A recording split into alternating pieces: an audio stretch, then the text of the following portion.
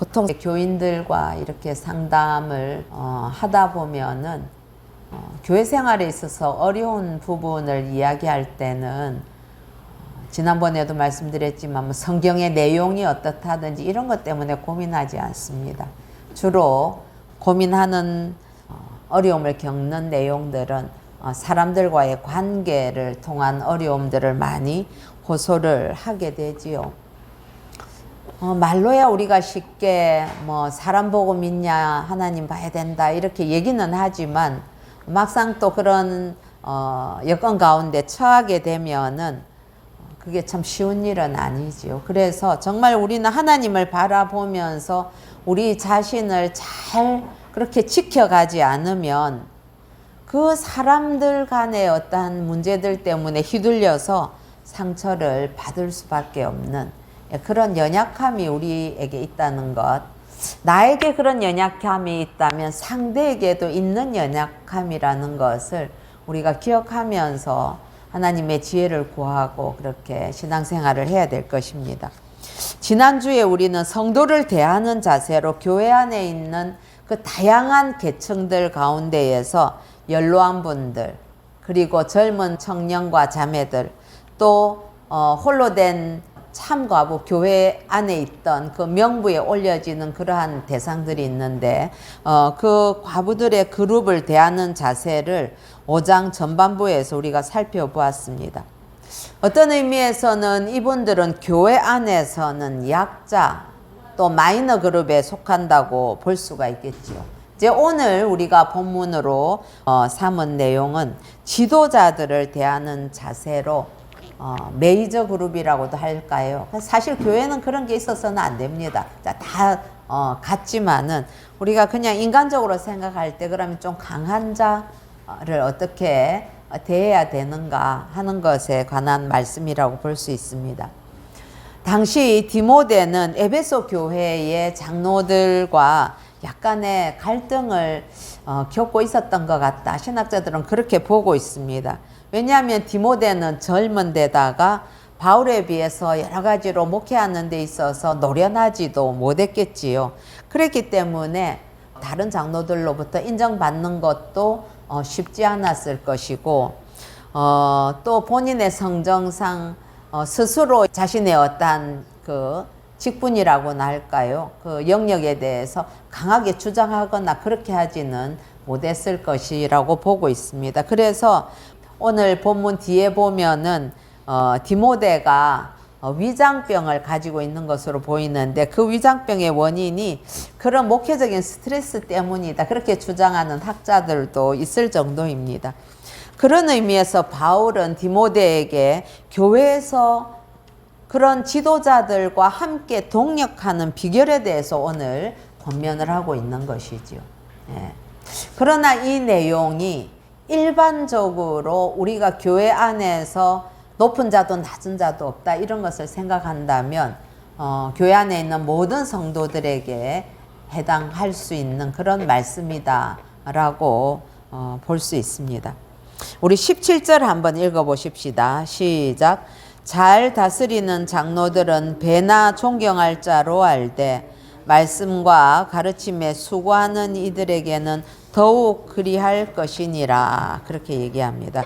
여기서 장로들 이렇게 하면 이거는 교회 지도자들을 총칭하는 표현입니다. 그런데 잘 다스리는 장로들을 배나 존경한다 이렇게 표현을 하고 있거든요. 그러니까 이 배나 존경을 해야 된다 이 말의 이면을 본다면 성도들끼리는 서로 존경해야 한다는 것을 전제하고 있다고 볼 수 있지요. 예. 그래서 성도들끼리 서로 존경하는 것보다 잘 다스리는 장로님들은 그 갑절로 이제 존경을 하라는 의미거든요. 존경이라는 것은 사랑의 어떤 한 방향성 이렇게 우리가 표현을 할 수가 있습니다. 사랑에는 세 방향성이 있다 이렇게 볼 수가 있는데 첫 번째로는 나보다는 약한 사람, 약자를 향한 그러한 그 사랑, 이걸 이제 긍휼이라는 단어로 많이 표현을 합니다. 그리고 서로 상호 동등한 관계에서의 그러한 그 사랑은 친애라는 표현을 쓰고요. 위를 향한 사랑에 대해서 우리는 존경이라는 단어를 쓰게 됩니다. 근데 이 세 가지 방향성의 사랑 중에서 가장 어려운 사랑이 무엇인가? 그게 바로 존경이라는 것입니다. 예. 참 그렇습니다. 존경이라는 것은 어떤 의미에서는 겸손이라는 내 마음의 자리가 준비되지 않으면 존경이라는 사랑을 할 수가 없기 때문이죠. 사실 예전보다 사랑을 많이 말하고 풍성해지는 것 같습니다만은 대부분은 자기 자신보다 좀 더 어려운 사람들을 위한 돌봄이라든지 봉사, 구제 뭐 이런 어떤 긍휼한 행위는 이전보다 정말 현저히 많아진 것이 사실입니다. 우리 개인의 삶 속에서도 그런 부분에 누가 말하든 말하지 않든 젊은 사람들도 보면 그런 부분들을 신경 쓰면서 신실하게 살아가는 모습이 많습니다. 그런가 하면 서로 동등한 관계 속에서의 사랑에는 또 이 사회적으로 어떤 경쟁적인 관계 구도 속에 있기 때문에 시기와 질투가 많다는 것을 우리가 또 인정을 하게 됩니다. 그런데 여러분 더 힘든 것은 이게 존경에 관한 것으로 우리 스스로도 내가 사랑하는 대상들, 사랑해야 되는 대상들에 있어서 숫자적인 점검을 해보더라도 내가 사랑의 대상자들로 연약한 자들을 염두에 두고 있는 그 숫자와 그리고 좀 경쟁적이긴 하지만 동등한 관계에 내가 사랑해야 될 그 대상자들의 수와 위로 존경해야 되는 대상자들의 수 중에서 어느 숫자가 가장 적겠습니까? 그거는 존경의 대상자들에 관한 숫자가 아마도 가장 적을 겁니다. 그렇기 때문에 참 이 존경이라는 것이 쉬운 일이 아니라는 것이죠. 만약에 어떤 사람이 나는 아무도 존경할 사람이 없다 그렇게 말하는 사람이 있다면 그 사람의 마음은 100% 뭔가 좀 병든 인격이라고 할 수 있을 것입니다. 존경할 대상이 없는 인생, 여러분 한번 생각을 해 보십시오. 내가 존경할 분이 있나?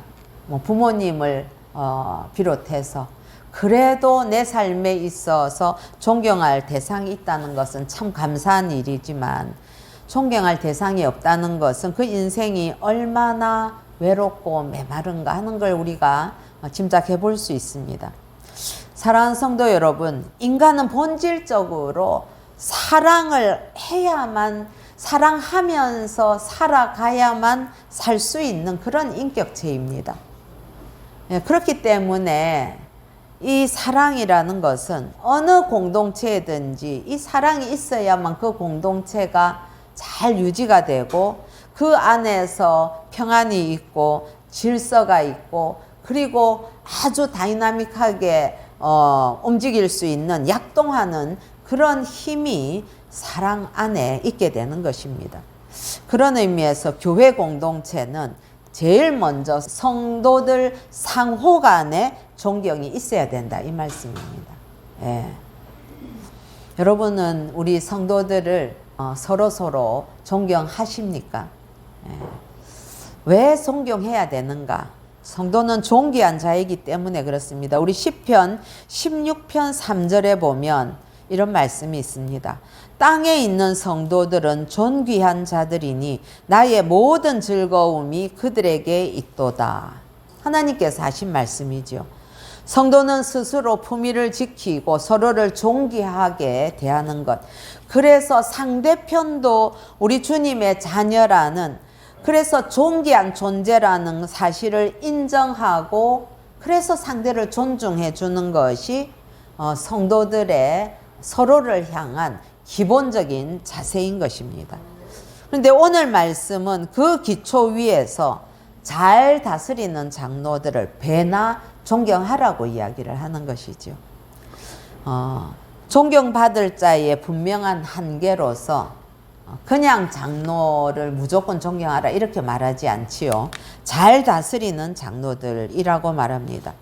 그런 분들은 교회를 사랑하고 성도들을 잘 섬기고 우리 주님께 충성하는 지도자들인 것이죠. 그런 지도자들을 성도보다 배나 존경하라고 오늘 말씀은 권면하고 있습니다. 여러분, 교회에서 지도자들이 존경을 받을 때에 그 교회는 건강한 교회가 됩니다. 우리 안에서 우리 장로님들 또 목회자들이 성도 여러분들로부터 존경받을 때에 우리 교회가 건강한 교회가 되는 것이죠. 그렇게 하기 위해서는 먼저 물론 잘 다스리고 또한 잘 가르치는 일이 선행되어야 되겠습니다. 이건 서로 상호 간에 존경이 있어야만 가능한 것이죠. 그런데 오늘 17절 하반부에 보면은 말씀과 가르침에 수고하는 이들에게는 더욱 그리할 것이니라 이렇게 말씀합니다. 여기서 더 존경할 자는 말씀과 가르침에 수고하는 자들, 즉 목사를 향해서 목회자들을 향해서 더욱 존경할 자로 알라고 권면하고 있습니다. 전에도 말씀드렸지만은 이 장로 중에는 다스리는 치리하는 그런 장로와 또 가르치는 장로의 직분이 바로 목사다, 그런 것을 설명드린 적이 있지요. 그런데 여기에서 존경을 할 때에 더욱 그러할 것이다 했을 때, 이때 존경은 물질적인 지원을 포함한 존경을 의미합니다. 여러분, 사실 사도 바울의 그 목회 인생을 우리가 생각해 볼 때에 초기에는 바울이 어쩔 수 없는 상황으로서 고린도 교회에서는 자비량 목회를 하기도 했었습니다. 그래서 텐트 메이커로 그렇게 일을 했었지요. 그러나 차츰차츰 사역이 넓어지고 그 다음에 목회 현장들이 달라지면서 꼭 목회자가 자비량으로만 하는 것이 선례가 되지 않게 해야 되겠다는 그런 의미로 육적인 것을 성도들에게 요구하는 것 또한 사도들의 마땅한 권리다 하는 것을 고린도전서 9장에서는 이야기하고 있습니다. 4절과 11절에 보면 우리가 먹고 마실 권리가 없겠느냐, 우리가 너희에게 신령한 것을 뿌렸은즉 너희의 육적인 것을 거두기로 과하다 하겠느냐라고 그렇게 이야기를 하고 있습니다. 목사가 존경과 또한 이렇게 이처럼 사례를 받아야 되는 이유는 목사이기 때문에, 그 직이 때문에 그런 것이 아닙니다. 목회자가 하는 그 사역이 영적인 사역이기 때문에 그렇습니다. 그래서 사도 바울은 데살로니가 전서 5장 12절 13절에 이렇게 권면합니다. 형제들아, 우리가 너희에게 구하노니 너희 가운데서 수고하고 주 안에서 너희를 다스리며 권하는 자들을 너희가 알고, 그리고 그들의 역사로 말미암아서 사랑 안에서 가장 귀히 여기며, 사랑 안에서 영적인 지도자들을 귀히 여기라는 것이죠. 그리고 너희들끼리도 화목하라, 그런 말씀을 하고 있습니다. 사랑하는 성도 여러분, 교회는 영적 지도자들을 존중하고 귀하게 여겨야 합니다.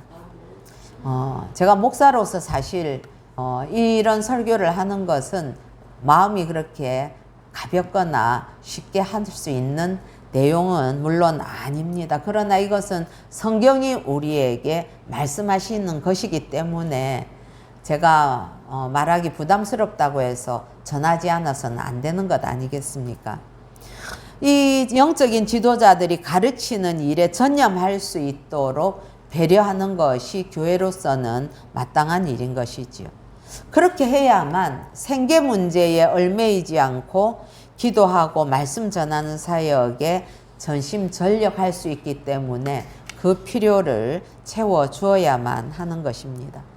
18절 우리 한번 읽어보십시다. 시작. 성경에 일렀으되 곡식을 밟아 떠는 소의 입에 망을 씌우지 말라 하였고 또 일꾼이 그 삭슬 받는 것은 마땅하다 하였느니라. 예.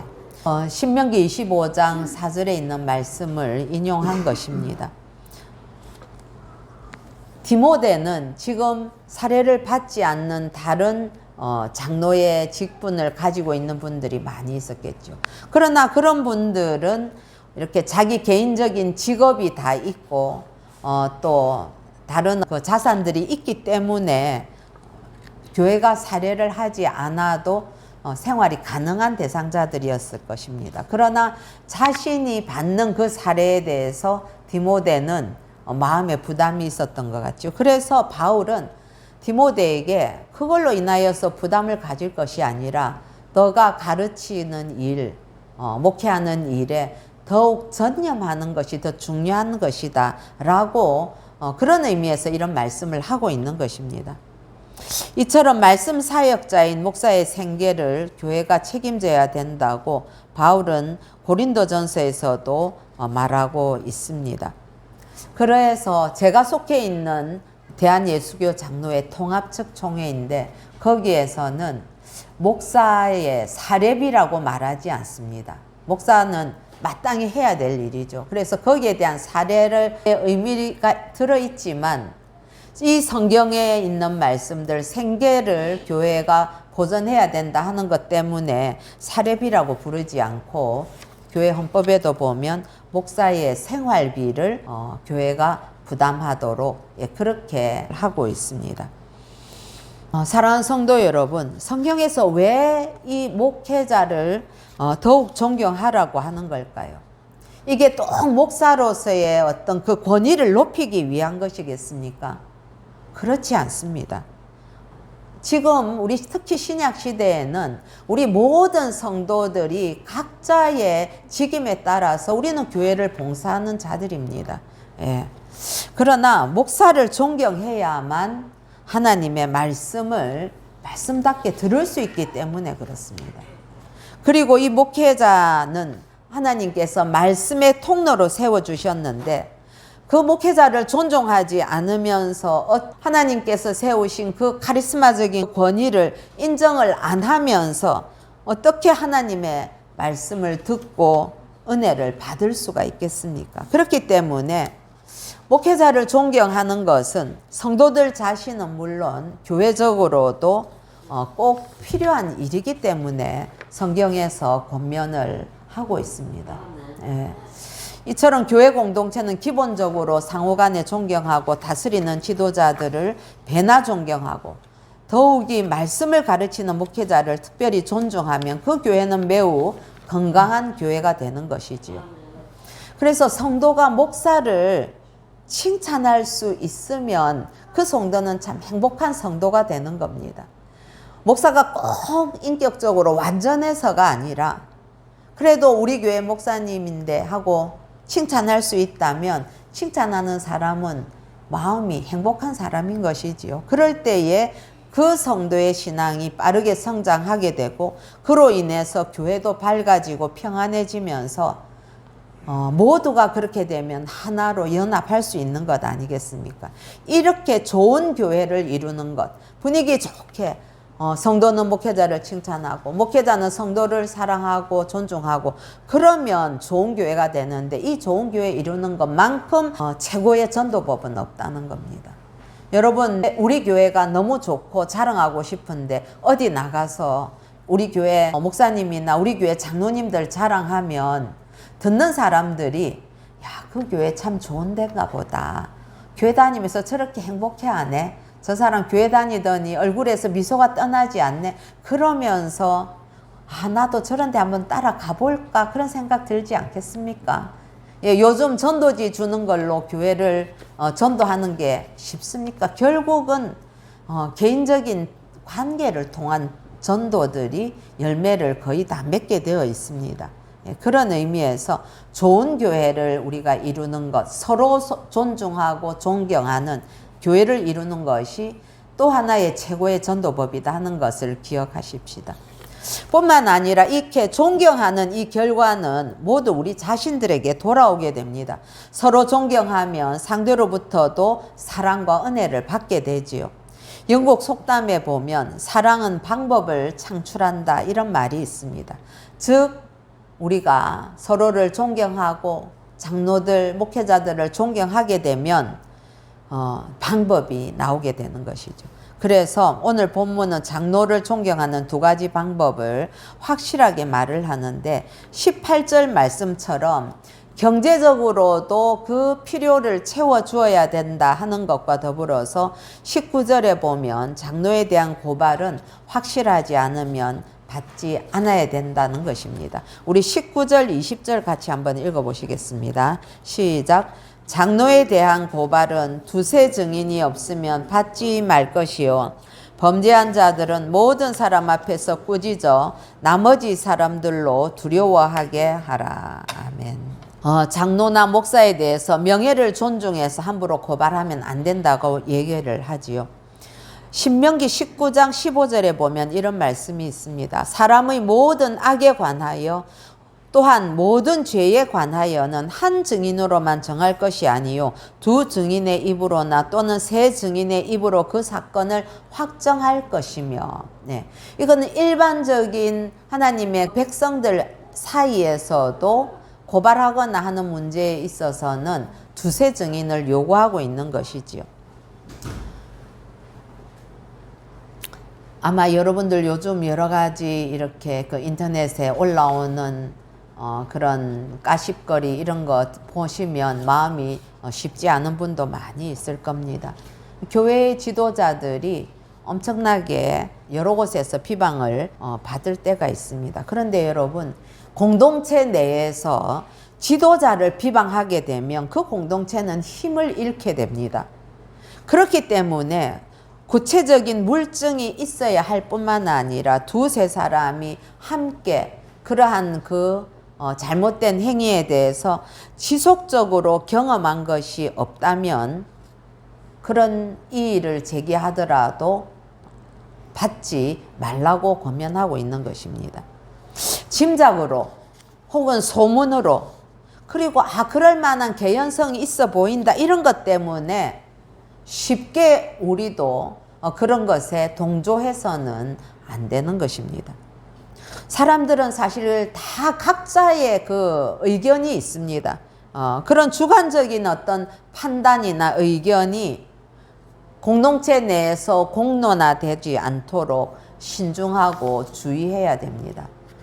누가 다른 교회 목회자들에 관해서도 마찬가지입니다. 야, 그 목사님 그랬다던데 정말? 그러면 안 되지. 그런 식으로 우리가 이렇게 함부로 동조하거나 하는 것은 그건 옳지 않다는 것이죠. 그만큼 지도자에 대한 말은 조심해야 됩니다. 왜냐하면은 교회를 향한 거짓된 공격이 극심하기 때문에 그렇습니다. 이럴 때 우리는 소문의 사실을 직접 보지 않은 다음에는 그랬다더라, 그러면 안 되지, 어떻게 목자가 그럴 수 있어 등등 그런 말에 부안해동해서도 안 되고요. 혼자서 내가 만약에 보았다 할지라도 동일한 사건이 반복이 되어서 함께 본 증인들이 없는 한은 교회는 그 고발에 대해서 받지 말고 오히려 위에서 기도하면서 다른 어떤 방법들, 다른 권면이라든지 이런 방법들을 통해서 해결을 해 나가야 된다는 거죠. 어떤 교회들은 이 교회 안에 있는 문제를 세상 법정에까지 가지고 가는 그런 일들도 있지 않습니까? 왜 그렇게 해야 되느냐? 이거는 교회에 대해서 지도자가 고발의 대상이 되고 이렇게 되면은 누가 손해인가요? 성도 개인은 물론이고 교회가 뿌리째 흔들리기 때문에 그렇습니다. 특히 요즘엔 각종 인터넷 매체의 진실을 알 수 없는 가짜 뉴스들이 아주 도배가 되고 있기 때문에 더더욱 그런 소식에 부안해동하지 않도록 자신을 잘 관리해야 됩니다. 이럴 때는 하나님께서 알아서 하시겠지 하고 위에서 기도해주고 내 자신을 더 돌봐야 되겠다 그렇게 하는 것이 지혜로운 방법인 것이죠. 그래서 우리가 교회 공동체의 지도자에 대한 부분들, 그러나 확인하지도 않은, 내가 직접 보지도 않은 일에 대해서 내가 거기에 부안해동한다면 먼저 내 영혼이 가장 큰 손해를 입는다는 사실을 우리는 두려운 마음으로 각인해야만 할 것입니다. 하나님은 공의로우신 분이죠. 그래서 범죄한 자들은 반드시 드러나게 하고, 특별히 지도자의 과오에 대해서는 하나님께서는 저는 직접 다루시는 거를 그 신앙생활 가운데 많이 보았습니다. 그래서 하나님께서 하나님의 그 시간표와 그 계획에 따라서 반드시 그 부분에 대한 일을 하실 겁니다. 그래서 여러분들 너무 지도자가 잘못했는데 처벌을 못 받고 있는 것에 대해서 불안해하실 필요가 없습니다. 반드시 드러내십니다. 자, 이런 말이 있습니다. 어둠의 권세가 교회를 공격하는 가장 효과적이고 자주 사용되는 방법은 목회자를 비방하는 것이다. 이런 말이 있습니다. 사실 아닙니까? 교회를 넘어지게 하는데 제일 효과적인 사탄의 방법이기 때문에 그렇습니다.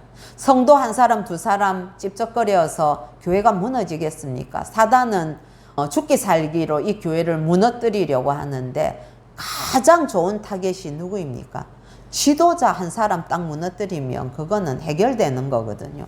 그러니 우리는 이런 문제들을 영적으로 분별할 수 있어야 되는 거죠. 갈수록 극심해지고 있다는 것도 경험하고 있습니다. 이런 방법에서 살아남을 교회가 얼마나 되겠습니까? 그런데 마귀는 누구를 통해서 공격하는가 하면 성도들의 입을 타고 공격해 온다고 합니다. 성도들의 입을 타고 이 공격을 한다는 거죠. 이게 영적인 공식입니다. 그래서 성도들이 입으로 도와주지 않으면 마귀는 교회를 공격할 수 없다는 뜻입니다. 마귀 혼자서 갑자기 이상한 모습으로 나타나서 교회를 공격할 수 있습니까? 그럴 수 없습니다. 성도들의 입을 출석거리고 자꾸 부안해동시키고 해서 결국은 지도자를 무너뜨리게 해서 교회가 무너지게 되는 것이지요. 사랑하는 성도 여러분, 목회자 비방하지 않는 것은 목사 개인을 위한 것이 아닙니다. 우리 주님의 교회를 지켜야 되고 소중한 우리 성도들의 신앙을 보존하기 위함이지요. 그래서 교회가 헛소문이나 짐작에 의해서 흔들려서는 안 되는 것입니다. 이어서 디모데에게 엄히 명합니다. 21절 읽어보겠습니다. 시작. 하나님과 그리스도 예수와 택하심을 받은 천사들 앞에서 내가 엄히 명하노니 너는 편견이 없이 이것들을 지켜 아무 일도 불공평하게 하지 말며. 예. 목회자들, 지도자들은 편견 없이 모든 일들을 다스려야 되고 모든 성도들을 대해야 되는 것 너무나 당연한 일입니다. 우리 교회 안에 있는 모든 지체들이 하나님의 자녀들인데 여러분 이 공동체 안에서 빈부귀천 남녀노소 아니면 학식 재벌 이런 거를 가지고 편견을 가지고 대한다면 그건 교회가 아닌 것이죠. 예. 공정한 사랑이 하나님의 집인 교회에서 실현이 안 되면 어디에서 그 사랑을 기대할 수가 있겠습니까? 여러분 이 문제에 대해서는 목회자는 물론 우리 모두가 경각심을 가지고 우리 안에 있는 어떤 형편의 공동체의 지체라고 할지라도 우리는 편견 없이 대해야만 할 것입니다. 22절 같이 한번 읽어보십시다. 시작. 아무에게나 경솔히 안수하지 말고 다른 사람의 죄에 간섭하지 말며 내 자신을 지켜 정결하게 하라. 경솔히 안수하지 말라. 이 말은 직분자를 함부로 쉽게 세우지 말라는 것입니다. 자격이 없는 자를 마구잡이로 그렇게 직분자로 세워서는 안 되는 것이지요. 직분자는 정상적이고 편견이 없는 과정을 거쳐서 세워지는 게 합당합니다. 단순히 교회 안에서 직분자들의 수를 누리려고 하는 것은 그 교회의 건강이라든지 부흥이라든지 이런 것과는 사실 무관한 일입니다. 여러분 직분자 숫자가 많다고 그 교회가 건강하고 부흥되는 겁니까? 통계적으로 볼 때에 지금 한국 교회는 어떤 형편인가 하면 교인 수는 줄어가고 있는데 직분자의 수는 점점 계속 늘어가고 있는 중입니다. 예. 교회 직분자는 청지기 들이다 하는 이 개념, 이게 확실히 있지 않는 한은 안 세우는 게 좋습니다. 예. 교회 직분을 하나의 계급이나 서열로 생각하는 아니면 자신의 신앙의 어떤 계급장 정도로 생각한다면 그렇다면 그것은 안 하는 것이 더 낫다는 거죠.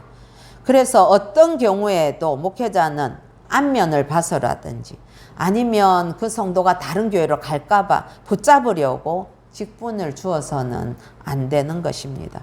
우리 교회는 그렇게 하지 않습니다. 예. 그렇게 하면 당사자에게도 무익을 넘어서 유해하지요. 뿐만 아니라 교회에도 아무런 이익이 없습니다. 조심할 것은 그 다음에 다른 사람 죄에 간섭하지 말며 이 말씀이 나옵니다. 이 말씀은 어떤 의미냐면은 드러나지 않은 죄를 함부로 들쑤셔서 들춰내지 말라는 말입니다. 여러분, 교회의 성도 혹은 목회자는 현미경 가지고 교회 사람들 죄를 막 찾아서 헤매는 자기가 무슨 꼭 정의의 사자나 되는 것처럼 그렇게 착각해서는 안 된다는 겁니다. 성도는 은혜를 찾는 데에 급급하고 혈안이 돼야지 남의 허물을 들추는 일에 그렇게 열심을 내서는 안 되는 것이지요. 다른 사람 단점을 일부러 찾아서 지적하거나 하는 것은 하지 말아야 됩니다. 교회는 한 사람이 들어와서 하나님의 사랑을 경험하고 은혜를 경험하도록 서로가 서로를 도와줘야 되죠. 그래야 교회가 평안해지고 그 안에서 성도가 성숙해집니다. 우리는 그런 사람이 저는 없다고 믿습니다. 그러나 앞으로라도 찾아다니면서 다른 사람의 단점을 찾아내는 어리석음을 범하지 않도록 서로가 주의하십시다. 그리고 마지막으로 내 자신을 정결하게 지키라 라고 말씀합니다. 지도자가 물질이나 명예나 그런 어떤 세상적인 유혹으로부터 자신을 정결하게 지키는 것이야말로 가장 어려운 일입니다. 그러나 여러 가지 힘든 일들이 왜 없겠습니까? 여러 가지 관계들 때문에, 물질적인 것 때문에, 또 비교하는 것 때문에 다 힘들고 어려운, 또 억울하다고 생각되는 경우도 많겠지요. 그럼에도 불구하고 목회자는 자기 자신을 정결하게 잘 지켜나갈 때에 하나님께서 아십니다. 성도들은 다 모를 수 있습니다. 그러나 하나님은 아시지요. 그거야말로 지도자로서는 가장 큰 기쁨과 감사가 되고 아름다운 덕목이 될 것입니다. 사랑하는 성도 여러분, 오늘 우리는 공동체 안에는 존경이 있어야 되고 또 확실하지 않은 것들로 그렇게 비난하거나 떠들지 말아야 되겠다 하는 것과 또 차별하지 말아야 된다 하는 것이지요. 그리고 아무나 함부로 세우지 말고 단점을 드러내지 말고 하나님 앞에서 자신을 정결하게 하라는 그러한 권면의 말씀을 받았습니다. 주신 말씀을 품고 준행하는 복이 우리 새생명교회 모든 지체들에게 충만하기를 우리 주 예수님의 이름으로 축복합니다.